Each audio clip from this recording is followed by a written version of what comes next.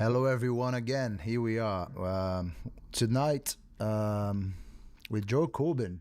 Hello, Joe. Hey, man. Joe is one of the legends of spiritual bar, right? Even Jack Trouble, I mean, not even Jack Trouble actually always comes to me and say, "Hey, man, I'm so happy Joe Corbin's gonna play tonight, and I'm gonna steal some solos again because Brilliant. you have that way of playing the lead guitar like no one else. We just hear it and we're like, that's Joe Corbin." So how come you suddenly, because I've seen you playing loads of blues and writing some sort of a funky stuff as well, I would say. Yeah. Not sure. But you have that visceral blues guitar playing with you since we've met, 10 years ago now, maybe more. And you always had that. And it seems that you're getting sharper and sharper with your solos, and that's so visceral, and everybody feels it, you know, when you play those solos that people go like, yeah, people go home happy. So you make people happy with those solos and that guitar playing that you have, apart from your voice, which is amazing. I would just want to hear from you, where does it come from? Like, Well, I guess I've been learning more and more how to play to my strengths. You know, because I spent a lot of time over the years swimming against the tide. You know, trying to do like folk music, or like trying to be, like trying to do rock music or like whatever, instead of like sticking with the thing that was really my first passion, and the first thing that I really was good at, which is blues guitar. So I think playing here helps me to realize, because you realize eventually, after many years of like playing in bars and stuff, you realize what people respond well to. And yeah, it's usually the the lead guitar stuff, the blues guitar, and the stompy kind of tunes, and like stuff that people can drink a few beers to, and get a bit rowdy to. yeah, there's something about that bluesy sound that you can be any kind, I mean, especially in this kind of environment, like a bar on a Saturday night with that thing going on. Even people that are not connected with that kind of music, they feel something. It's it's difficult to know why, but you know, for you, especially as a musician, you must feel that all the time. Like maybe a 19 years old person which listens to a completely different kind of music, they're still gonna feel that somehow. You know, that's very interesting about these bluesy sounds that you have, in a very strong way, I guess. But yeah, the first time I saw you playing, I think it was here in the bar. I can't remember. And then I invited you to come, or maybe it was somewhere else. And you kept that. You've been keeping the same vibe forever. Now, with Jack upstairs, you guys are recording your new EP, right? Yeah. Which is great. You have some stuff online, which sounds great. With Jack Trouble, you sort of like you blend it together. Jack comes from like the R&B side. You with this bluesy, and this connection between both of you. It's sounding very interesting. And how do you like you come up with these lyrics, and you went to Australia, got some inspiration there as well, came up with like new repertoire. I just wanted to hear about this process of a songwriter. You know, this podcast is mainly about the up and coming musician, which struggles and try like many different things and do many different things to make a living from it. Just wanted to hear from you, like all these years doing music. It's nice for new up and coming people, new musicians. We are trying to let people know as well that there is a chance of being a musician that does like many things connected with music and make a living with it, because people think that there's just one way to go with music, or you're successful or you're dead. But no, you guys, you do many things connected with it. Just tell us about a little bit about your story, I guess. Like, when did you start? Very young, I guess, right? Yeah. Well, firstly, to answer your question about the EP, So I bought out a couple of EPs in the past, and they were all kind of mostly acoustically led tracks. And I guess it relates to what I was saying earlier about playing to my strengths. I think I've realised with this EP that I would like to have a lot of electric guitar in it, more solos, you know, and songs that are songs that are a bit more stylistically, a bit more like me, bigger arrangements. We're going to have some. There's going to be some horns, you know, full band arrangement. And in terms of the songs, they're I'm also experimenting a lot more with songwriting, and you know, like I used to think that songs had to be very serious, but like I'm starting to you know, lighten up a bit when it comes to like this, you know, it's like that, you know, there's like a kind of a almost like a reggae track on the EP, you know, there's like a sort of a, That one is so cool. you know, And people love that song when you play it live. yeah, People love it. it's been, and like I say in the bar, you know, it's a good litmus test. You work out what people like and what people don't, and I agree with no, you. This songs- idea of like always trying to be serious, or the lyrics have to be serious, very poetic. It doesn't go like that all the time. It doesn't need to go that way, right? And you never know how people are gonna feel about it, because in the end, it's all about people. If people love you, you're pretty safe. If people don't like what you do, you die, I guess, musically, right? Yeah, I guess, you know, yeah, it's important to work out what people like just as much as it's important to do what you do for yourself. For sure. Um, And normally it goes together. Like if you actually do what you feel and what you love, people will feel it as well. Like yeah. same with the guitar story that we were talking about before, right? And then in terms of you know where it all comes from, I suppose or like in terms of my favorite guitar players, and like, you know, I grew up listening to loads of stuff like the Rolling Stones, you know, stuff like Cream and Eric Clapton, and you know, loads of those blues guys, Stevie Ray Vaughan, that sort of thing. And there is a kind of a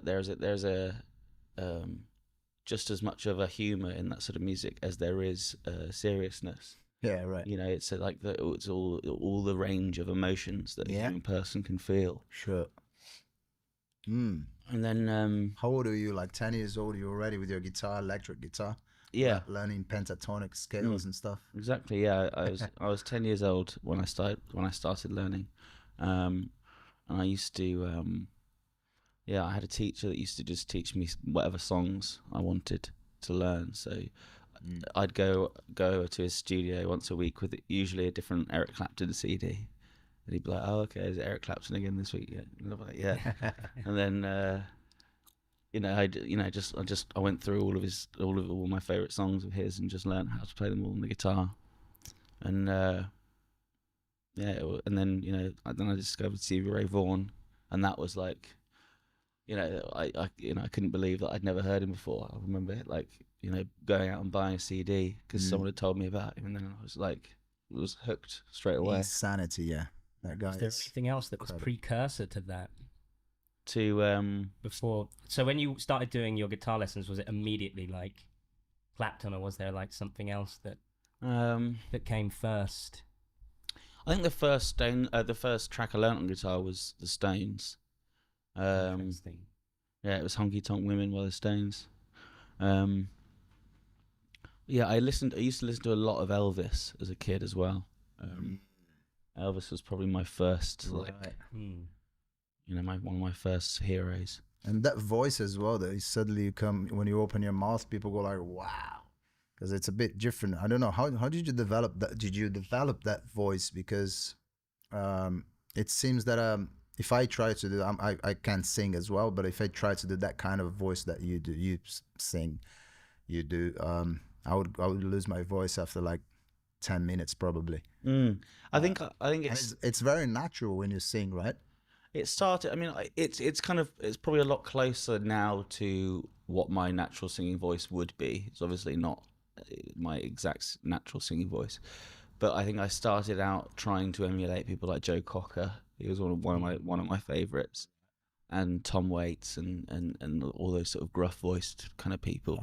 So when I kind of started trying to sing like that, it was much more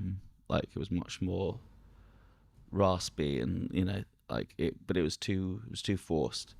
I suppose as I've got older, it's moved a bit closer to kind of what my natural voice would be.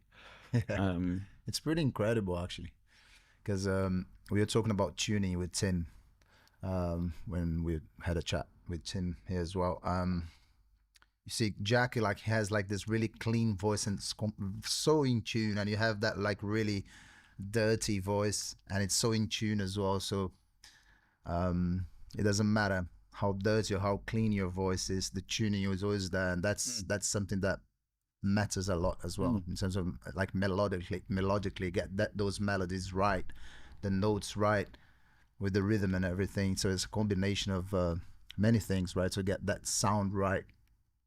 And you do get that sound right a lot. Just the way people feel and talk about you. And also you have this thing that you brought all this musicality and this is what I see from outside. You have all that, the music, your stories and everything, and that you became that as well. You're not just like the guy trying to act as a musician. You sort of you are a poet, a musician. You live your life like a musician, like a poet. You're not just trying hard to make sounds, and you are the music. When you jump on stage and you close your eyes, people can check your videos on YouTube. They can see that even when you close your eyes and you just go somewhere else. Where do you go? Because I always ask myself, where's Joe right now? Because you're somewhere else. Yeah, I think it's a bit like the practice of mindfulness, or something like that. Or anything that any passion that anyone has, I think it helps you to be completely and utterly in the moment. You're not thinking about the future, you're not thinking about the past, you're completely and utterly present. And I think there are lots of things that can do that for you, whether it's meditation, or whether it's I don't know, making models, or doing woodwork. It's just being in your happy place, basically. And so it's one of the things I love about playing music and performing and singing is you're not thinking about anything else. You're completely and utterly in the moment. You turn off, and then you do that set for 30 minutes, and then when you finish and maybe music comes on the speakers, you come back to reality, and you're like, oh shit, I actually have a life. Fuck, I have to pay my bills. So, but at that moment, you don't even think about the bills or anything, right? No. You just go. You got no worries at all. So yeah. And I just want to talk about this project that we're doing with the Arts Council. I mean, the grant we were granted by the Arts Council, and it's been a pleasure to do all this recording the live album with you. That song you played in the album for the compilation. For those who don't know, that we recorded 10 artists here for after we got granted by the Arts Council. We made a film as well, and you're going to put this festival on at Camden Assembly on the 8th of October, and Joe is part of it. So the film was so good, getting Erica so professional, the director. But you played the song Trouble, and everyone was very touched by it as well. Is that a story of being a musician? The Trouble, I guess it's a song. Yeah, I guess it's a song about I think you get the kind of people that are mischievous and adventurous, and kind of get themselves into all sorts of different situations and stuff, and sometimes I don't know. And the song's a little bit about it's got quite a lot of religious imagery in it as well, because I sort of grew up in quite a religious family and went to church every Sunday, and and then I spent a lot of my teens rebelling against that and kind of going the other way, and so it's a little bit about that kind of having that sort of rebellious spirit. Oh wow! And then at the festival, Camden Assembly, you're gonna play with Will on the drums, the Mountain. Mm-hmm. He's coming back. That guy's a very good drummer, so good. Yeah, so Will was my old drummer when I first started playing here. Will used to work behind the bar, and we started playing music together, played together for quite a few years, until he moved away, and I haven't really been able to replace him since, or haven't really even tried. So it's cool. You're gonna play with the band again. Enzo is gonna join you on the bass as well. Yeah, so he's That's so so yeah, good. it's gonna be lovely to have Will back. Oh, good. You're gonna have like a proper trio, Camden Assembly. Great. We can't wait for that. I don't know, Jack. It would be nice to hear about your production with you producing his album now, Joe Corbin. Indeed. Both of you together. It would be nice to hear how. Well, I can't give too much away, of course. How it's going. Wow, because, eventually people will hear it and it will speak for itself. Right. But it's been a very interesting experience to record these songs, because obviously on one level, well, I guess first I thought it would be nice to mention the first time I ever saw Joe live was New Year's Eve. Oh, wow. In this very bar, where I hadn't really been coming here at all prior to, this night. I had a little bit, just popped in. But then I think it was New Year's Eve, had nothing to do, was in Camden, popped in here just before 12, and you were here. You didn't particularly know me. You were like, yeah, whatever, just come in. Okay. And came in and saw Joe Corbin for the first time. I was like, what have I just witnessed? Like, it was insane. I couldn't believe it. I've never seen someone. Was his solo? Yeah, on New Year's Eve, which is how we used to do New Year's Eve here. And yeah, I was like, I've never seen someone be able to sing like that. And for me, what I was like, firstly, like, oh my God, was the guitar playing as well at the same time. It was just like ridiculous. It's pretty impressive. But yeah, now we are here doing this podcast. We've also been recording an EP this year. Yeah, that's amazing. You guys are working together now. And but yeah, going back to that, you don't really see that kind of. It's the same with Tim as well. We're talking about similar thing before. Like, you don't really see guys like Tim and Joe. Like, no, not at all. You see them around, but there are not many of them. You guys are quite unusual. No, it's like, in a good way. I'd never seen anything like that. And to be honest, a massive part of how I then adapted myself to how I play live is that exact same idea. Well, you're one of them. You do that as well, obviously. But you're an insane musician too. There's a stole the idea though. It sounds pretty arrogant to say that here, like, because we're here in the bar, but the guys playing here in this bar are pretty talented and can't deny it. And it's a great school to learn from. Yeah, I'd just like to say with regards to the EP, it's been a pleasure working with Jack, because he's also such a great musician, and such an amazing singer, and he knows and an amazing songwriter. So like, if I'm ever stuck for a chord change or an idea, he'll just get on the piano and I'll be like, yes, straight away. Yes, that was exactly what I was looking for. That's the job of Jack. Jack always knows what to do, and so it's been so much fun. Because I never feel stuck. Yeah, some people are born to do some stuff. He was born to be a producer, and also a musician, which you are. But as a producer, you're pretty sharp, man. It's incredible. But Joe, I think you played like maybe 200 gigs here at Spiritual Obama, and he's still here. Maybe more. Yeah, and you're still here. Fuck. Yeah. So you don't get tired. Ah. Because I've been here for 13 years. I just can't wait to move back to Brazil, where I'm from, and then retire one day. Of course, I don't have the money to do that. Otherwise, I would. I still love this, obviously. But you don't get tired of it. You come here again and again. And I was like, hey, Joe, do you want to play on Saturday? Like, yeah, I'll be there. Well, it's the way it's like, so I lived in Australia for 2 years, and one of the things I missed most about home was this bar. You know, like it feels like home. You know, and I love it's the way I keep myself sharp. You know, because you know I do other gigs obviously, but like this is my favorite gig to play. You know, because I can try out new tunes. I can, you know. You can play anything you like, really, but like what I enjoy is just sort of you know, the people here and the vibe here and the other musicians, and it's like it's a community, you know. Yeah.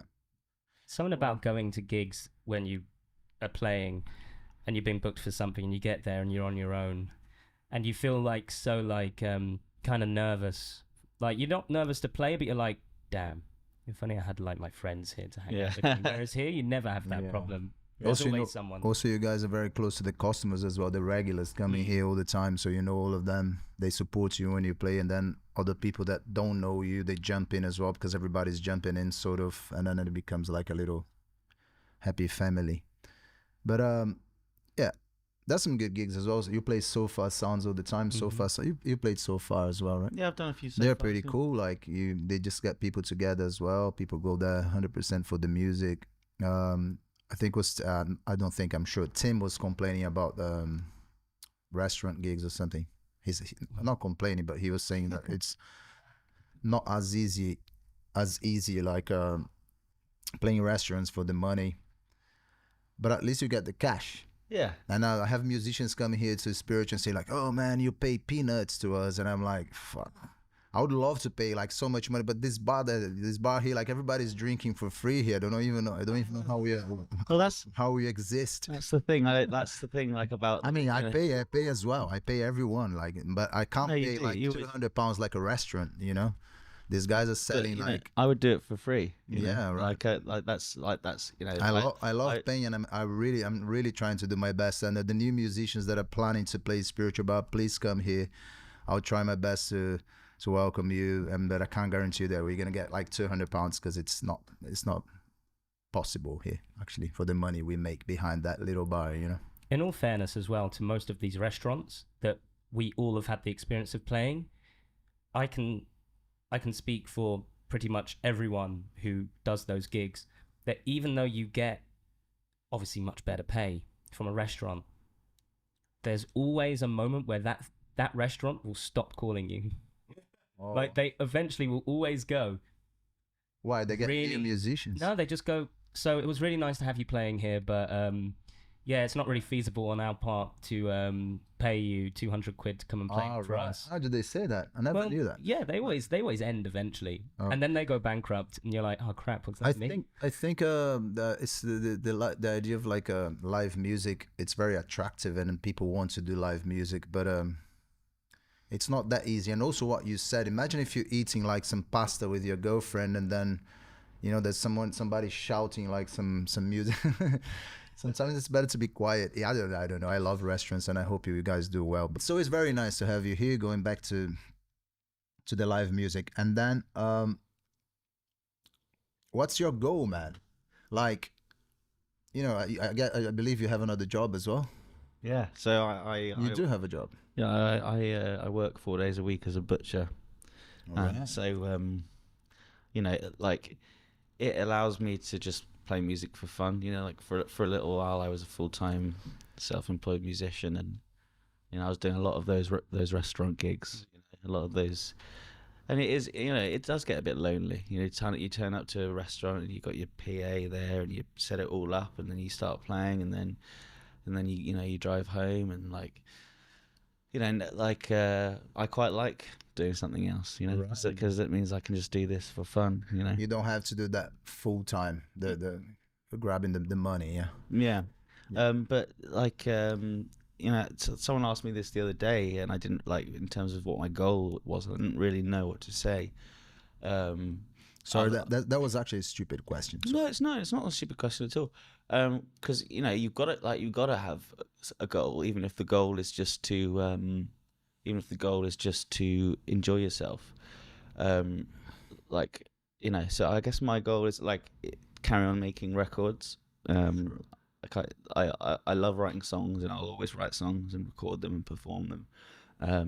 So and if I can grow my audience a bit and start playing some 100 cap venues rather than 50 cap venues or 500 cap venues, or if I can grow my audience and and people are listening to my music, and I can carry on gigging and playing music, then I'll be happy. That's amazing. And also the advantage you have for sure is you play timeless music. You can play that music when you're probably 75. You can still do it, and it will still make sense. Probably the way you play, what you're trying to say. Maybe, I guess time will tell. Yeah, maybe if 18 years old trying to be a pop act, which there's nothing wrong with that. People choose whatever they want.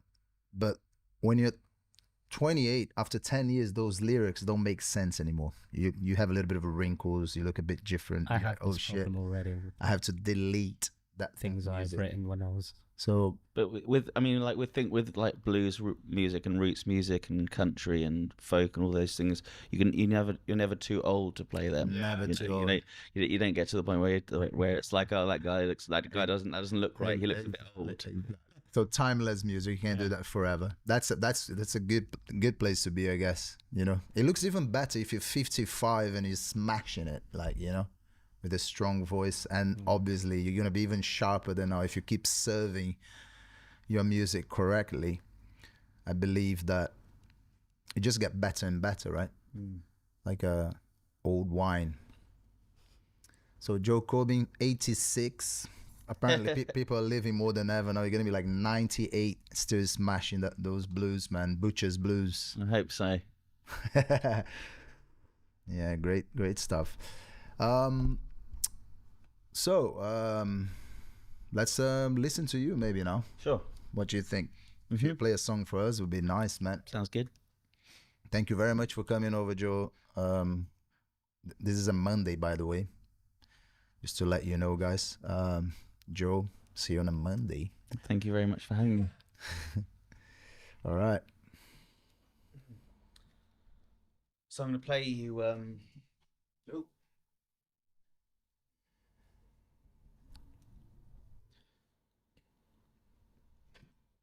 going to play you one of the tracks that Jack and I have been recording. I wrote this song a long time ago. In fact, I think I was playing this song when I first started playing at this bar, spiritual bar. It's a really old song. I must have written it about 11 years ago, but I've never released it. It's called Clothes at Your Place. Yeah, I love this song, man.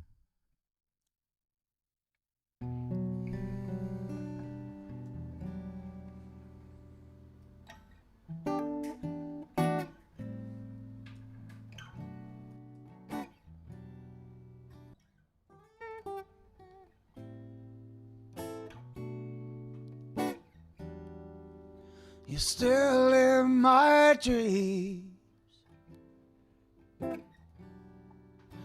more than you know or I care to show. My mind is not well, and I can't break the spell or escape from this hell, the hell of your love. But I can't get enough, and I can't let love die. I won't let you go. What if I know the love dies with you, dies with you.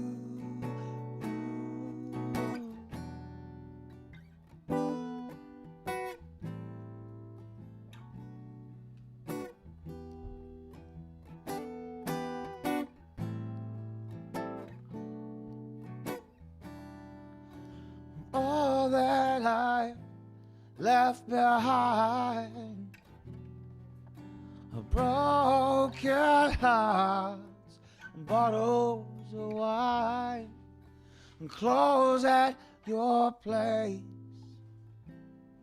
and smiles they are gone from this face.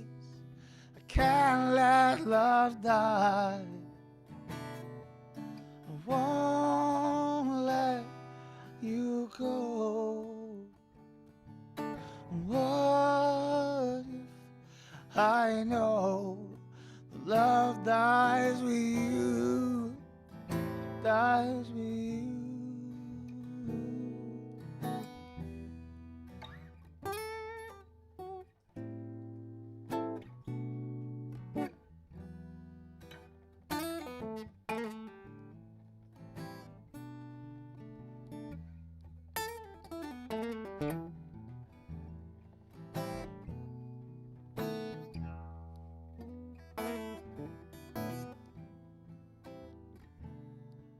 And I can't let love die.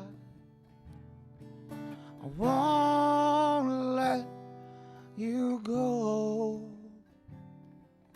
And what if I know love dies with you, dies with you? What can I do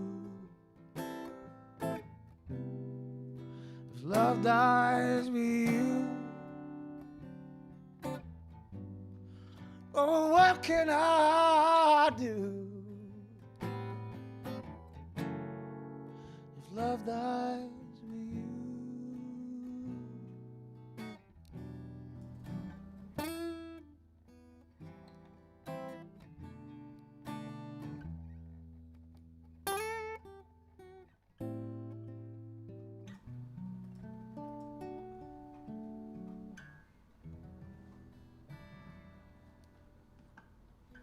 Yeah.